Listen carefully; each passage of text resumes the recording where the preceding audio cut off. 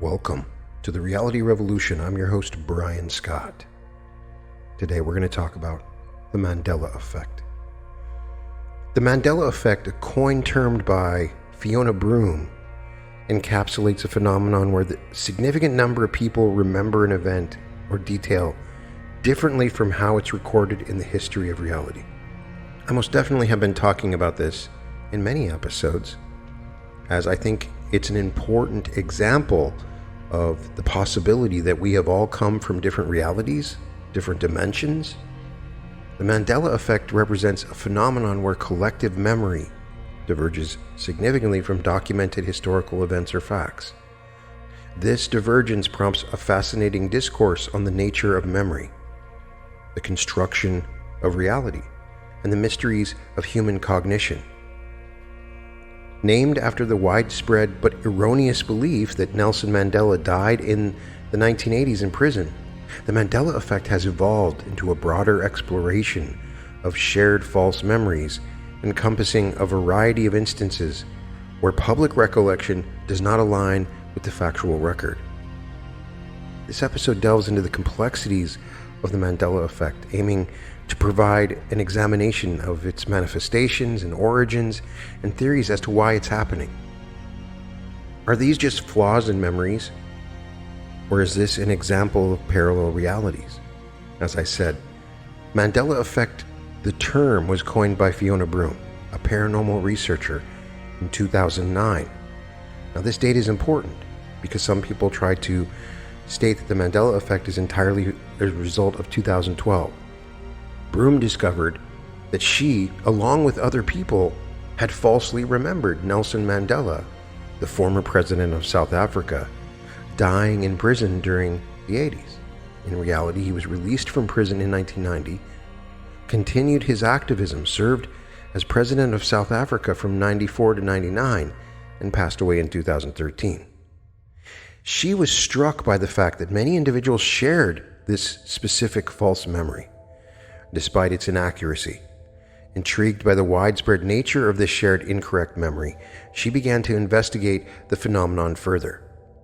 Broome created a website dedicated to the Mandela Effect, where she and others documented and discussed various instances of collective false memories. The site became a platform for people from around the world to share their experiences of remembering events, facts, or details differently from the recorded or widely accepted versions. The Mandela Effect has since become a popular subject of discussion, particularly on the internet, where communities have formed to explore and catalog various instances of this phenomenon. These range from misquotations and misconceptions about historical events to differences in product logos and changes in pop culture references. The story behind the Mandela Effect's origin highlights a fascinating aspect of human memory and its fallibility. It raises questions about the reliability of collective memory and how shared false memories can form, but it also raises the question of the possibility of parallel realities and the memory of alternate realities. I am personally fascinated by this subject because I experience what is similar to a Mandela Effect all the time. I remember movies differently, I remember sporting events differently, I remember actors differently. In fact, after I had a near-death experience, everything around me was different. I was watching movies and they were completely different. I was listening to songs that were completely different. I saw pieces of art that had clear changes from what I had seen before. In fact, I'd seen this so much that I thought I had gone through some sort of psychotic episode. But I found it most interesting that this was a collective experience and that many people were experiencing some of these shifts. I know that in my groups, people are constantly sharing different memories. One of the things I'm seeing all the time is somebody dies, some actor dies on a given day, and I'll be like, that actor died like 20 years ago, or that actor died 15 years ago. This is happening so often that I have definitely questioned whether or not there's a problem with my memory, and have come to the conclusion that I am experiencing alternate realities on a regular basis. And I have found that people who experience the Mandela Effect tend to be people that are trying to do reality shifts and manifestations, because the nature of that is shifting them into different timelines in which different things are happening. Now, scientists just argue that it is a phenomenon of false memory. My argument is that is not the truth, but I will go over the different theories about memory and let you decide as to the truth of this phenomenon. The Mandela Effect encompasses a wide range of instances, not just one or two things, from historical events to details in movies, logos, and quotes. Some of the most cited examples include the Berenstain Bears versus the Berenstein Bears. A significant number of people recall the popular children's book series as the Berenstain Bears, whereas it has always been spelled Berenstein Bears. I find that crazy. I never remember it being spelled like that. I very much remember that it was spelled Stein. Does this indicate I come from that timeline or I'm misremembering? Another is the location of New Zealand. Many remember New Zealand being northeast of Australia instead of its actual southeast position. Another is the iconic line from the Star Wars Episode 5, The Empire Strikes Back, often misquoted as "Luke, I am your father," when the actual line is "No, I am your father." I heard "Luke, I am your father." There was no doubt that I heard that. Another is the Monopoly Man's monocle. Many recall the Monopoly mascot wearing a monocle, though he does not. The color of chartreuse is another example. Some insist that chartreuse is a shade of pink or red when it is actually a green-yellow color. It's very clearly a red color for me. These examples demonstrate the Mandela Effect's reach, affecting not just obscure details, but elements of popular culture and common knowledge. There are so many other examples. For instance, the peanut butter brand Jif versus Jiffy. Many people recall the popular peanut butter brand as Jiffy, although it has always been Jif. I clearly can see and remember the commercial in my mind where it said Jiffy. Another is We Are the Champions by Queen. A common misremembering involves the song ending with the phrase "of the world." I've sang along to that song and sang that part out loud, "of the world." In reality, that phrase doesn't end the studio version of the song, although it's often used in live performances, so it's possible that people are remembering a live version and that's their memory of it. Another is C-3PO's leg in Star Wars. Contrary to the recollection of some fans, C-3PO was not entirely gold. He actually has one silver leg in the original movies. The Fruit of the Loom logo, a number of people remember as including a cornucopia, but it never has. Some non-Americans and even a few Americans remember learning that there were 51 or 52 states in the United States, though there have always been 50. Another is the Tiananmen Square Tank Man. There's a widespread belief that the Tank Man was run over by tanks during the Tiananmen Square protests, but video and historical record shows that he was not run over. I can clearly see that he was run over in my mind. Another is Mother Teresa's canonization. Many believe Mother Teresa was made a saint in the 1990s, while her canonization actually occurred in 2016. Another fascinating one is the position of Sri Lanka. Some people recall Sri Lanka being directly south of India rather than southeast, as it is geographically located. Another common memory is people have a recollection there is an African country named Mandela, which does not exist. Another is Kit Kat without a dash. A common memory is that the Kit Kat logo includes a dash between the kit and the cat, but the brand name has never been hyphenated. Or Oscar Mayer versus Oscar Mayer. The correct spelling of the famous brand is Oscar Mayer, though many recall it being spelled Meyer. Or Febreze versus Febreze. The air freshener brand is spelled Febreze with one E, contrary to the common misbelief that it's Febreze with two E's. Another fascinating one for me is the location of the heart. And some people remember being taught that the heart is located in the left side of the chest, when in reality it is centrally located, slightly tilted to the left. Monica's headgear in Friends. A specific episode where Monica wears a turkey on her head, is sometimes recalled with her wearing sunglasses and a hat as well, which never happens in the scene. That's something I remember. Or in the famous movie The Silence of the Lambs. A common misquote is Hannibal Lecter saying, "Hello, Clarice." When he first meets Clarice Starling, the actual line is "Good morning." Curious George's tail. Many people remember Curious George having a tail, which he uses to swing from trees. However, the character has never been depicted with a tail in the books or the television series. Or Pikachu's tail. A notable number of Pokemon fans remember Pikachu having a black tip at the end of its tail. The tail has always been yellow except for a brown base in some depictions. Another is Henry VIII's portrait with a turkey leg. There's a widespread belief in a portrait of Henry VIII holding a turkey leg, symbolizing his gluttony. No such portrait exists. Another belief is that the Lindbergh baby kidnapping was never solved, and in fact, the baby was found deceased and the kidnapper was later apprehended and executed, even though there may be questions about that. Many people remember that in that particular case, the kidnapper was never caught. Another is the existence of the Brontosaurus. For a time, it was commonly believed that the Brontosaurus never existed and was a mistake made by paleontologists. This belief was corrected, and the Brontosaurus is again recognized as a distinct genus, but confusion persists due to changing classifications over time.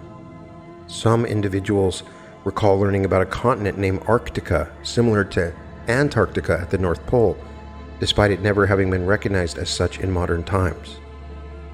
Another is the location of the Disney World Castle. Visitors and viewers remember the Cinderella Castle as being located at the entrance of the Magic Kingdom, whereas it's actually situated further into the park. Another specifically related to brands and logos is Skechers.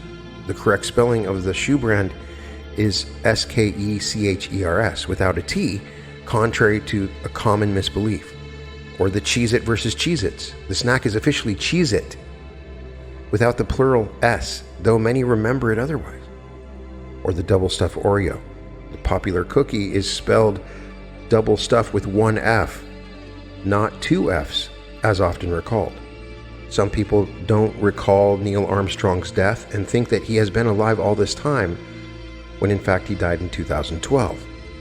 I can't really do an episode on the Mandela Effect without discussing the Sinbad movie from the 1990s. A significant number of people remember seeing a movie starring the comedian Sinbad as a genie called Shazam in the 90s, which does not exist.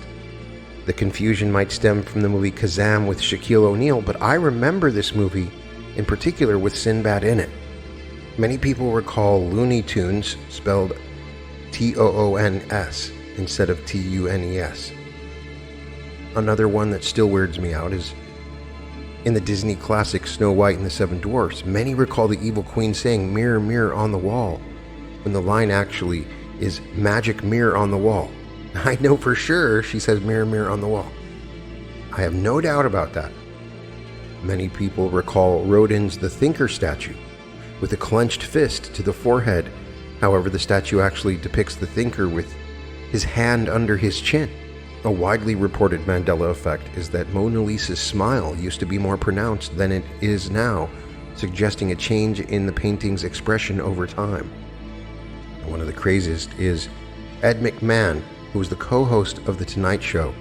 He was always talking about Publishers Clearinghouse, but he was actually never a spokesperson for Publishers Clearinghouse. There are just so many more, and I'm sure that I've forgotten some, and please share your own Mandela experiences in the comments. Come back to this whenever you see one, whenever you notice something.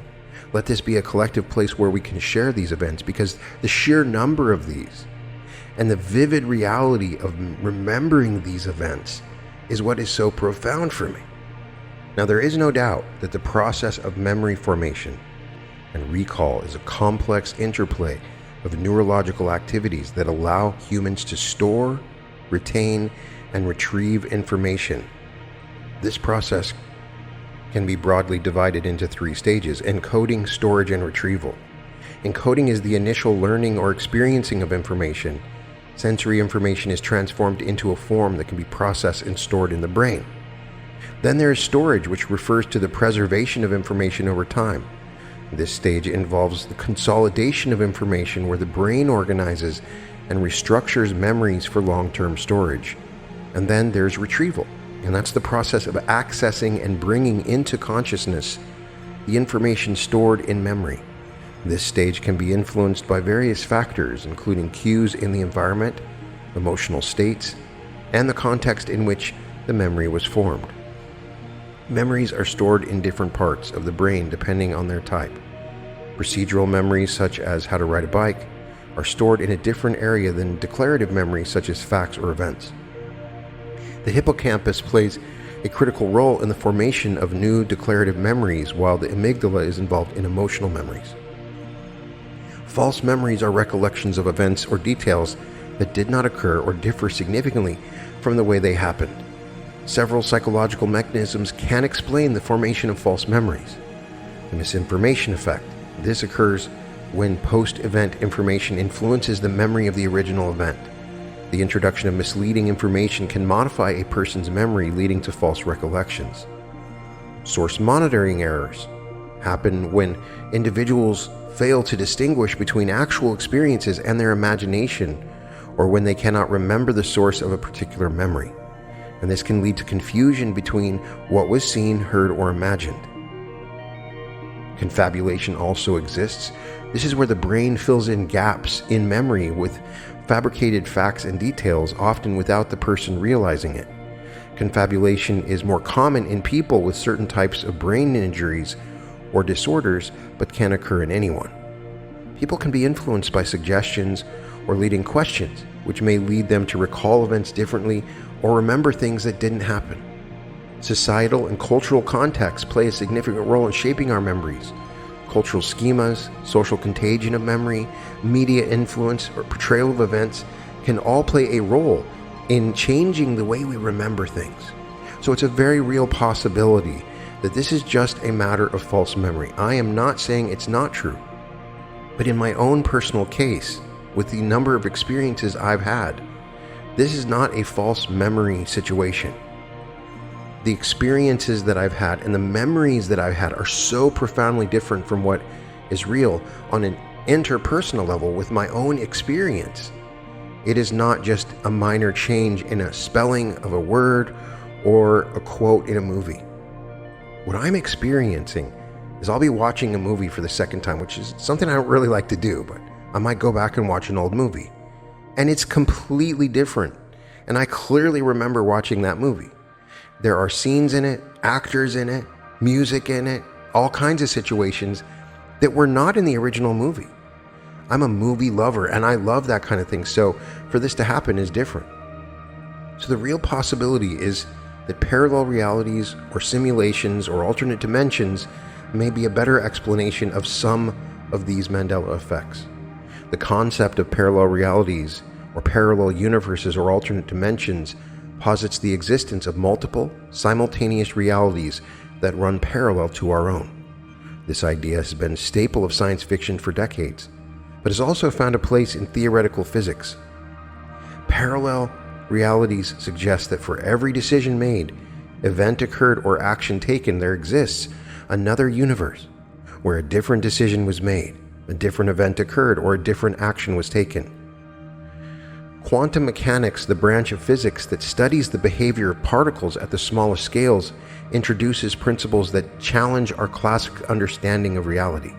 One of the most startling implications arising from quantum mechanics is the concept of superposition, where particles can exist in multiple states simultaneously until observed. This principle leads to the theoretical underpinning of parallel realities in the form of the multiverse theory. Multiverse theory suggests that our universe is just one of an infinite number of universes that exist in a vast multiverse. These universes may vary slightly from ours to be radically different. The theory is supported by various interpretations of quantum mechanics, including the many worlds interpretation, which posits that all possible outcomes of quantum measurement indeed occur, each in its own distinct universe. The Mandela Effect, with its myriad examples of collective false memories, could potentially be explained within the framework of parallel realities. If we entertain the possibility that individuals might somehow tap into memories from parallel universes, or that our universe has interacted with others in the multiverse, the Mandela Effect could be seen as evidence of such interactions. One theory is that small groups of people have memories that are consistent with the way events unfolded in a parallel universe, suggesting that their consciousness or memory might have slipped between realities. This could account for the vivid and detailed recollection of events or facts that contradict our documented history. Another hypothesis involves the idea of universes merging, where two or more parallel universes converge or share information in some way, leading to a blending or confusion of memories among the population. This could explain why large groups of people remember historical events, product names, or cultural references differently than they are recorded. One thing that I find interesting is the Neville Goddard concept of the afterlife, that you die and you're reborn in your body at 20 years old. But maybe there is a faint glimmer of a memory that you had from your past life in another universe, and in the new universe it's slightly different. This has been my theory in some cases. I've questioned, as I did in an episode called Are We Dead?, about the possibility that I died and I entered into another world that had merged parallel universes. Maybe this particular universe that we're sharing is shared by multiple people from different parallel realities, and we're allowed to continue living within this reality in a process of understanding our own selves in terms of our own spiritual awakening and realizing our true self as gods. One interesting phenomenon that's related to this is the 2012 effect. Metaphysical theories offer a different lens through which to view the connections between the Mandela Effect and the events of 2012, suggesting that a shift in human consciousness and dimensional reality occurred around this time. Proponents of this view argue that December 21, 2012 marked a significant energetic shift that facilitated a closer alignment or merging of parallel realities. This alignment could account for the increased prevalence of Mandela Effect instances since that time, as collective consciousness began navigating and integrating these subtly different realities. Perhaps all along, up until around 2008 or 9, there was a couple realities and then they merged and suddenly everybody had different memories. While empirical evidence supporting a direct link between the 2012 phenomena and an increase in Mandela Effect instances is largely anecdotal, there is a notable pattern in reported experiences that align with the timeline of the 2012 predictions. Social media and internet forums have provided platforms for individuals to share and document their experiences of reality discrepancies, leading to a more organized collection of Mandela Effect instances. Prior to 2012, Mandela Effect instances were predominantly shared within niche forums and communities. These reports often revolved around changes in product names or logos and lines from movies or TV shows. The documentation and discussion of these instances were limited, and a small audience engaged in these conversations. But after 2012, there was a significant and noticeable increase in the diversity and complexity of Mandela Effect reports. This has been found with multiple studies and research. Instances expanded beyond simple misrememberings to include larger, more complex changes in historical events, geographical locations, and even discrepancies in personal memories that suggested alternate historical timelines. The spread of these instances also widened, reaching a more global audience across different cultures and demographics. The increasing complexity and diversity of Mandela Effect instances suggest that these phenomena may not solely be attributable to misremembering or misinformation, but could hint at the existence of parallel realities or the intersection thereof with our own. Another theory about this is that we are in a simulation, and this theory proposes that the universe and human consciousness are part of an advanced simulation. Mandela Effect instances are explained as glitches or updates in the simulation akin to software bugs or changes in a virtual environment. Dolores Cannon, in her discussion of the New Earth, as well as Ra in its channeling on the Law of One, discussed 2012 as a time in which a new Earth would exist. Dolores Cannon explained that literally two Earths are formed during this time. There will even be a time when we're aware of it, and that we're constantly moving back and forth between these Earths. And so what's happening is slowly by choice, one choice after another, we're moving from one Earth to the other. Maybe it's a difference between service to self, service to others, positive, negative, loving, hateful. These differences are wrapped up in a variety of different topics and ideas. But this is something that I feel on a personal level, on a daily basis. Every day, every choice, every breath leads me on one particular path. And while I see other people, slowly they become more and more invisible and exist within an entirely different world. Both worlds seem to be interacting, but more and more my theory is that eventually these Earths will split apart, and one will be on one side and one on another. And we're seeing the interplay of these realities now with the Mandela Effect. Fourth density is forming, and third density remains. And right now we're in this really amazing period when third and fourth density coexist. And every choice you make, every moment that you find love, leads you on that path towards fourth density. And that reality becomes more tangible and real. And every angry or hateful thing that you do or selfish thing that you do leads you on the path back to the third density. And you start to see that reality as more real. And I have found that when I experience each of the realities, they are different. One is brighter, the colors are different, the foods taste better. In another, it's darker, and the vibe is different. Even the weather is different. And on a regular basis, I've begun to step outside of my own individuated consciousness and look around me at the environment that I'm in. And many days I can tell, today I'm sort of in that fourth density environment. When I'm talking to people in coaching sessions, they're having the same experiences. They have these really blissful, elated experiences, and the world around them changes. This is discussed in reality transurfing, and it's just a theory. Obviously, it's not something that we can ultimately prove, but it does feel as if this is a very legitimate and real consequence of our growing shift in the world. The Mandela Effect could be the result of misremembering, but I believe the large number of experiences that people are reporting indicate that there is a trend, that something more is happening, that this is not just a misremembering, that this is actual proof that we're shifting into a new Earth environment. And it just depends on which Earth that you're in. There is no fiction, and our imaginations are constantly creating realities, and we're working on revising our realities all the time. And so sometimes what may be happening is somebody's revised their reality, and this has literally changed history, and we're experiencing someone else's revised reality. People are becoming expanded in their own imagination. They're revising realities, and they're creating new realities. And in the process, if it's a simulation, if it's something else, it does not matter.